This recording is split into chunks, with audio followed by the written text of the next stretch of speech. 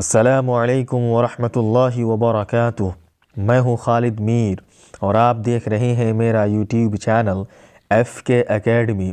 ساتھیو، آج میرے سبق کا عنوان ہے قمر جہاں۔ آج میرے سبق کا عنوان ہے قمر جہاں۔ ساتھیو، اس سبق کے اندر تین طرح کے سوالات ہیں۔ نمبر 1 مختصر ترین سوالات، نمبر 2 مختصر سوالات اور نمبر 3 طویل سوالات۔ ساتھیو، پہلے دونوں سوالات کے جوابات تحریری اور تقریری دونوں شکل میں دیا گیا ہے، یعنی لکھنے کے ساتھ ساتھ بول کر بھی سمجھایا اور بتایا گیا ہے، لیکن اخیر سوال کا جواب صرف تقریری طور پر دیا گیا ہے، یعنی صرف بول کر اس سوال کے جواب کا خلاصہ بتایا گیا ہے۔ جو مختصر ترین نہیں بلکہ طویل سوالات ہے تو کہہ رہے ہیں اس سوال کے جواب کا صرف خلاصہ بتایا گیا ہے، اور یہ اس لیے اس طرح کیا گیا ہے تاکہ ویڈیو زیادہ لمبی نہ ہو جائے۔ تو چلیے چلتے ہیں سبق کی طرف اور شروع کرتے ہیں۔ تو پہلا سوال ہے، قمر جہاں کی پیدائش کب ہوئی؟ قمر جہاں کی پیدائش کب ہوئی؟ تو اس کا جواب ہے ان کی پیدائش تقریباً 1951 یا 52 عیسوی میں ہوئی۔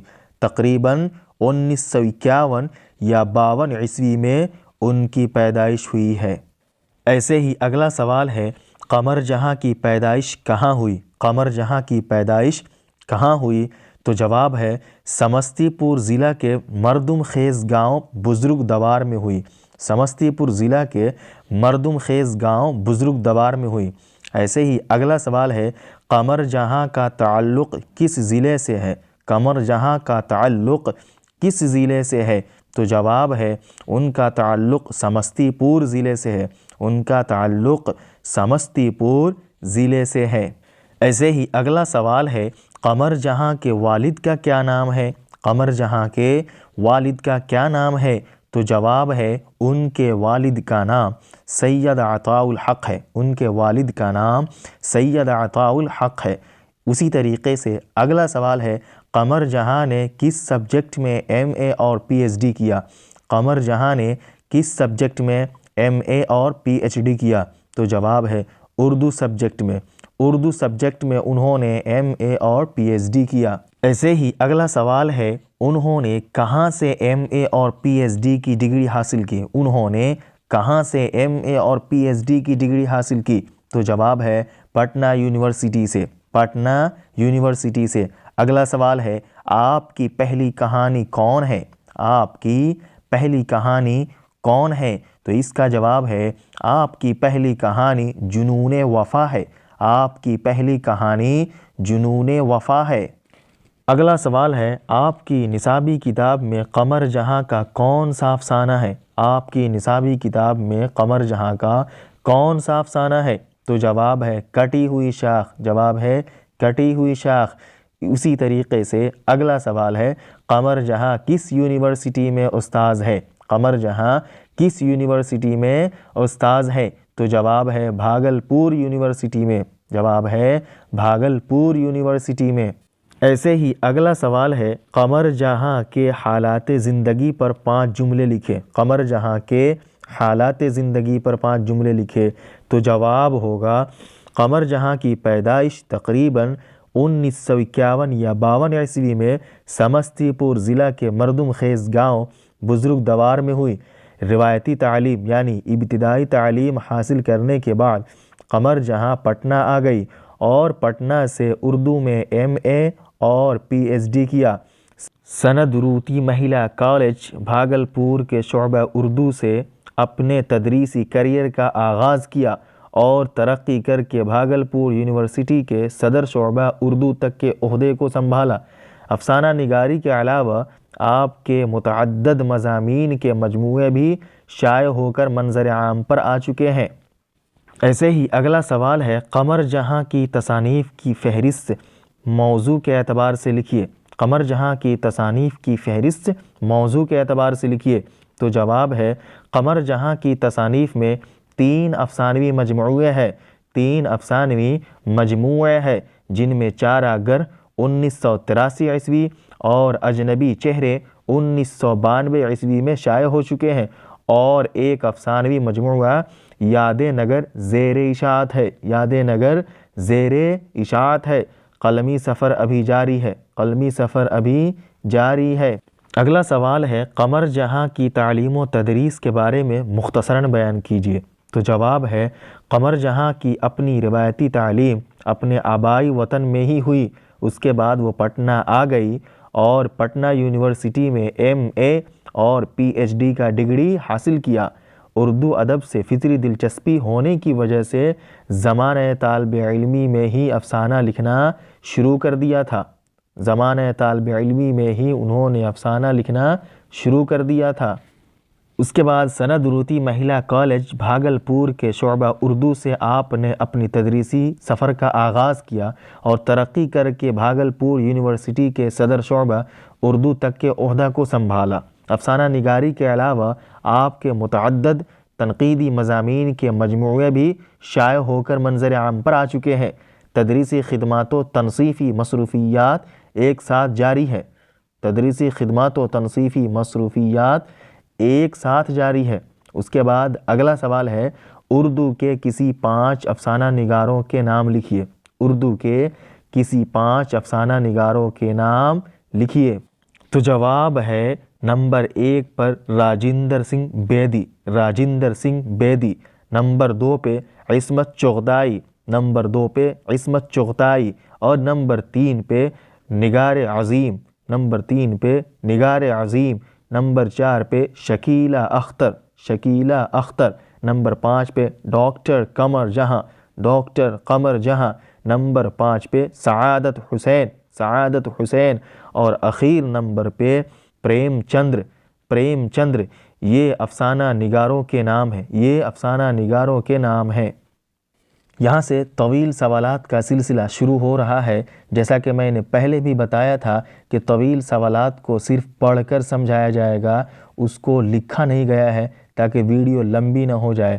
تو سوال نمبر 1 ہے قمر جہاں کے افسانوں کے موضوعات پر روشنی ڈالیے، قمر جہاں کے افسانوں کے موضوعات پر روشنی ڈالیے۔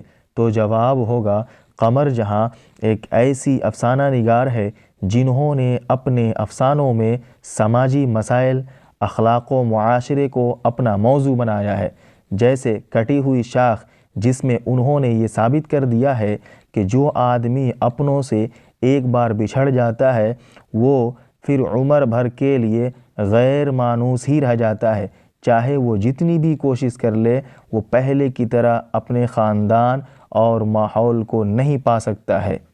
انہی ساری چیزوں کو قمر جہاں نے اپنے افسانہ کا موضوع بنایا ہے، انہی ساری چیزوں کو قمر جہاں نے اپنے افسانہ کا موضوع بنایا ہے اور پھر اس کو بیان کیا ہے، وغیرہ وغیرہ۔ اگلا سوال ہے کہانی کا عنوان کٹی ہوئی شاخ کیوں ہے، واضح کیجیے۔ کہانی کا عنوان کٹی ہوئی شاخ کیوں ہے، واضح کیجیے۔ تو اس کا جواب ہے کہانی کا عنوان کٹی ہوئی شاخ اس لیے ہے کہ جس طرح کسی پیڑ کا کوئی شاخ ایک بار کٹ جاتا ہے تو وہ دوبارہ جڑ نہیں پا پاتا، تو وہ دوبارہ جڑ نہیں پا پاتا، ٹھیک اسی طرح جب کوئی شخص ایک بار اپنا گھر کنبہ وطن کو چھوڑ کر جب دوسرے ملک میں چلا جاتا ہے تو واپس آنے پر وہ اپنوں کے بیچ بھی غیر مانوس ہو جاتا ہے، لوگوں کے دلوں سے اس کی محبت اور ہمدردی بہت حد تک ختم ہو جاتی ہے اور اپنوں کے بیچ رہ کر بھی وہ خود کو پرایا محسوس کرنے لگتا ہے، اپنوں کے بیچ رہ کر بھی وہ خود کو پرایا محسوس کرنے لگتا ہے۔ اور اس کہانی کا نام جو ہے کٹی ہوئی شاخ، اس کا مطلب اس کے اندر یہی سمجھایا گیا ہے۔ اگلا سوال ہے مہاجر ادب کی اصطلاح سے آپ کیا سمجھتے ہیں؟ کیا یہ افسانہ اس زمرے میں ہے؟ مدلل جواب دیجیے۔ تو اس کا جواب اس طرح سے دیں گے، ویسے سارے قصے کہانیاں جو ہجرت کرنے والوں کے لیے لکھے گئے ہیں اسے ہی مہاجر ادب کا نام دیا جاتا ہے، اور ان کہانیوں کے ذریعے ہجرت کی برائی کو بتاتے ہوئے اس سے بچنے کی ترغیب دی جاتی ہے۔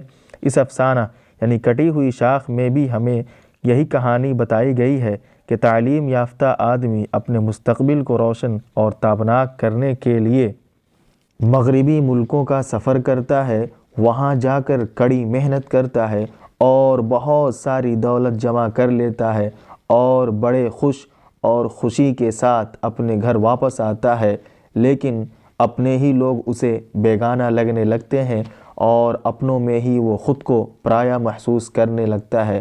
اور یہ صرف اس لیے ایسا ہوتا ہے کہ انسانی فطرت بھی ہے کہ جو جس کے پاس رہتا ہے اس سے اس کو انسیت پیدا ہو جاتی ہے۔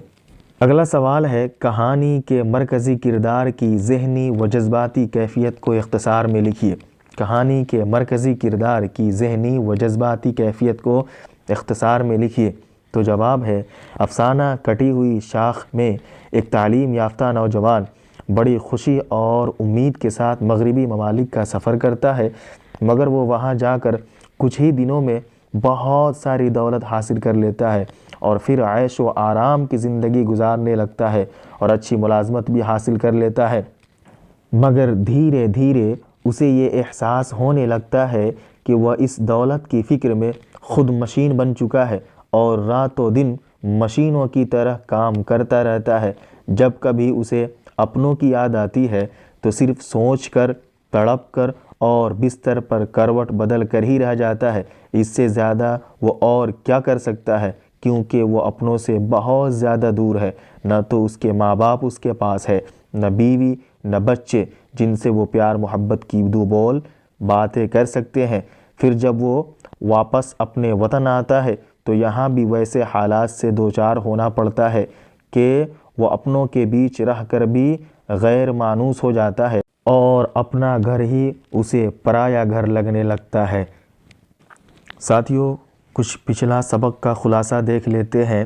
پہلا سبق تھا شبنم کمالی کے نام سے، ان کا اصل نام مصطفیٰ رضا اور تخلص شبنم ہے۔